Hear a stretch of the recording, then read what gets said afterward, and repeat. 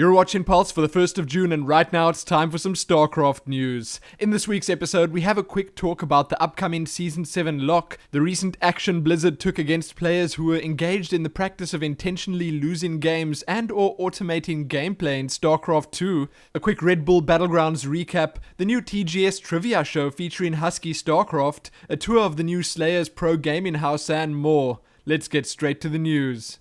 First up, Season 7 is drawing to a close, and that means that all ladders will be locked soon. What does this mean for us? Well, during the Season 7 lock, we can no longer be promoted or demoted out of our current leagues or divisions, and our bonus pool will stop growing. Once locked to a league and division, we'll still be able to play out our remaining bonus pool and compete for stand-in within our divisions until the end of the season. So it is, as you can expect, a great time to just have some fun, push for a better milestone, better stand-in within our divisions, and perhaps even that elusive promotion come Season 8. I guess it may just be my promotion that's elusive. But anyway, the Season 7 lock will go into effect on Tuesday, June the 5th, and with the lock here, it also means that Season 8 is right around the corner. During the week of June the 11th, Season 7 will end and Season 8 will begin. Read more below and get ready for a fresh season of laddering. Next, recently Blizzard took action against players who were engaged in the practice of intentionally losing games and or automating gameplay in StarCraft II. So they decided to post this reminder on their site that exploitation of any kind will not be tolerated and can be met with suspension from the game, the loss of achievements and portraits earned, or permanent closure of the offending account. That sounds pretty bad, and that said, if you're found to be automating your gameplay and or purposefully losing games or win trading, your account will come under scrutiny and any of the aforementioned actions may be taken. If you ask me, this is great. I've personally heard of a few Grandmaster hackers that got banned and removed from the league recently, and well, getting rid of those intentional losers and portrait farmers can only be a good thing. Read more below if you're interested, and don't do that cheating and or abusing the game mechanics thing. It's not cool. Now time for a quick Red Bull Battlegrounds recap. So first up, I will mention that the casting of the event was absolutely amazing. I can't say I've ever really had a problem with Day 9, Husky, DJ Wheat or Rob Simpson. Stellar stuff. On that note, the streams were a little bit wonky at times, but that didn't really detract from the fun. Skipping closer to the end in the results, the semi-finalists at the event were Stefano, MC, Bomber and Squirtle. Stefano got taken down by MC and Squirtle by Bomber. The French Zerg went on to take third place, and in the grand finals, MC proved that he's still quite capable of doing what needs to be done to win these events, and he took down his Terran opponent Bomber with a neat 4-2. For that win, MC scored himself $15,000 and Bomber went home with $8,000. If you missed out over the weekend and are keen to play catch-up, you can see the full results, all the VODs from the event, photos, interviews and much more below. Enjoy. Before moving on to our community news, with only a couple of weeks left to Dreamhack Summer 2012 and the second competition of the Dreamhack ISO Open, it's finally time to have a look at the competitor list.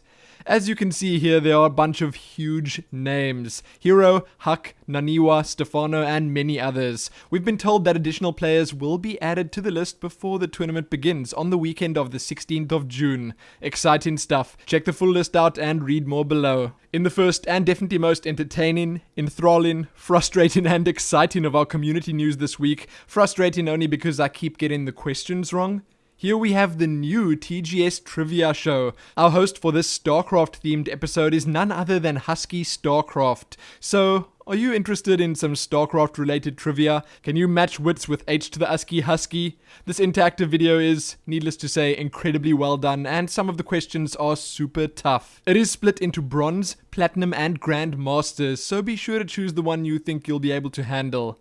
I thought I could take GM on, but man, was I mistaken. Head on over to the GameStation YouTube channel right now to check it out. Oh, and give it a like and favorite. Well worth it. Last up before heading into the smalls, here we have another pro gaming house tour, and this one you're going to want to see. With Sela as their tour guide, CSN explored the new Slayers house right outside Seoul, South Korea. The new house spans over 2 separate apartments and represents a pretty huge upgrade in terms of space, comfort and ease of living from their former residence. That, and the video is super entertaining too. I mean, come on, Slayers is a team full of entertainers. What else would you expect? There are 2 videos right here on YouTube, one for the practice area and one for the live-in area. Take a peek and be sure to let me know how you think it measures up to the others you've seen.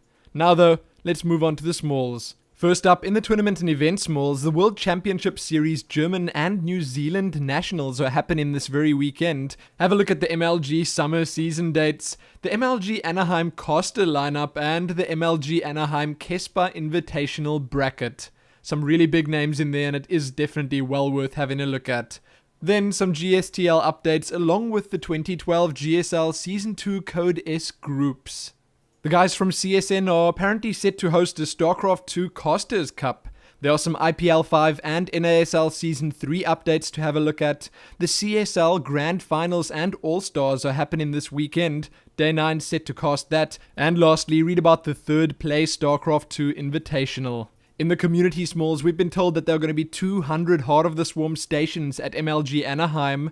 Check out the Heart of the Community contest over at Team Liquid. Blizzard have told us that they're skipping E3 this year, but we will be able to catch them at Gamescom. CBSI have acquired 96% of StarCraft II League advertising rights. Former OGS player Illusion has been picked up by Itzgosu.